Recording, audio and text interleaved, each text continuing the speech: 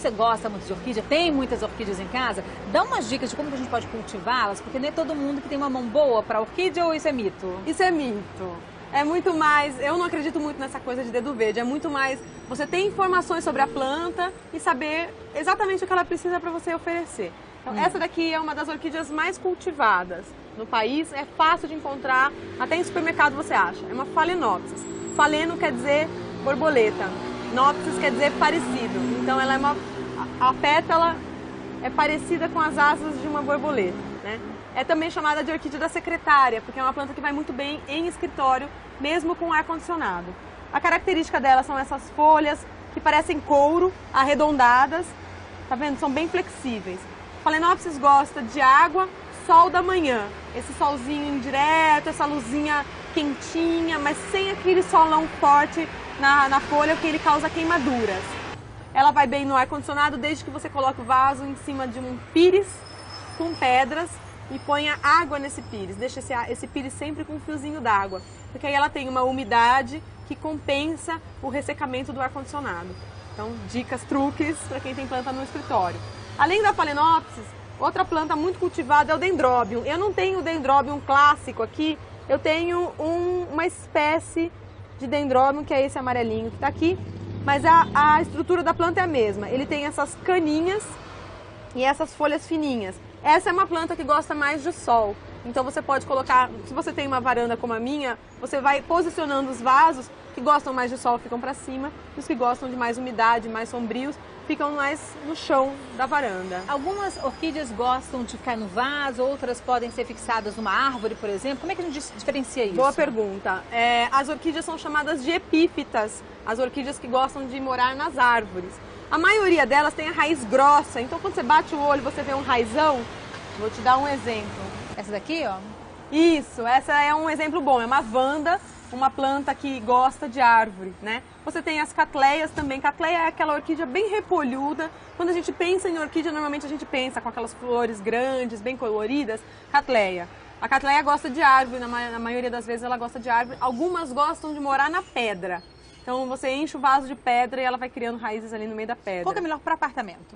Apartamento. Phalaenopsis vai muito bem em apartamento. Os Dendrobiums, que são esses caras aqui, vão muito bem em apartamento porque como eles têm o caule bem gordinho, eles não precisam de tanta rega, né? Eles aguentam mais tempo entre uma rega e outra. Dão flor bastante vezes por ano.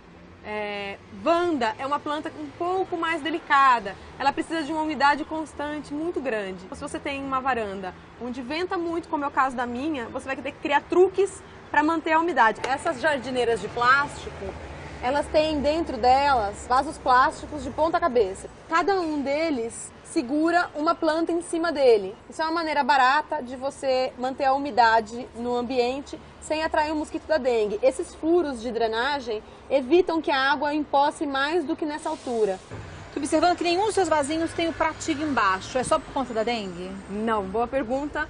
O pratinho no vaso de orquídea é o maior vilão das orquídeas. Então muita gente reclama que a planta não dá mais flor ou que a planta está morrendo. Quase sempre a culpa é do pratinho. A pessoa se fia no pratinho e costuma regar só pelo pratinho e não por cima, como se faz com violeta. E no caso das orquídeas isso é muito danoso. As orquídeas muitas vezes soltam as raízes por cima do vaso. Então, se você não está molhando a raiz, ela não está recebendo água. O jeito certo é vir com a mangueira ou tirar o vaso e colocar embaixo da pia e molhar de verdade, ou vir com uma mangueira e molhar tudo. Só não molhe as flores, molhe as folhas, molha o que tiver de raiz aparente, molha todo o substrato, né, toda essa terrinha em que ela é plantada, mas não as flores. As flores atraem bactéria. Depois a gente espera a água escorrer toda na planta. Isso, você deixa. Eu costumo pegar os vasos menores, deixar em cima da pia, molha tudo, espera escorrer e depois põe de volta no lugar. Quem quer ter o vaso dentro de um cachepô, não tem problema. Tira o vaso de plástico de dentro do cachepô, molha na pia, espere escorrer e traz de volta para o cachepô. Não crie o hábito de molhar dentro do cachepô porque vai fazer uma piscina lá dentro e com o tempo isso daí também vai atrair fungos e bactérias. Encharca também, né? Encharca a planta e logo ela começa a ficar toda pintada assim. Isso daqui é um sintoma bem clássico de ataque de fungo. Você vê pinta preta com a borda amarela. E tem uma técnica para podar? Por exemplo, aqui floresceu, acabou, caiu a flor. Eu podo ela depois? Deixo ela assim? Eu vi que aqui você deixou. Essa é uma dúvida comum. O ideal é você esperar que a planta te diga o que fazer. Esse cabinho está todo seco, ele pode ser retirado. Eu posso vir com a tesoura e retirá-lo. Mas às vezes a Phalaenopsis, especialmente essa espécie, ela aproveita o cabinho que já existia para brotar outra vez. Então eu podei aqui, o cabinho original dela vinha para cá, parou, eu cortei essa parte e ela rebrotou para o lado de lá. É bem comum isso acontecer com essa espécie. Então não precisa ficar ansioso, espera dar um tempo e ver até onde a planta vai secar. Às vezes ela não seca nada. Se não secar, não corta. Se não secar, não corta.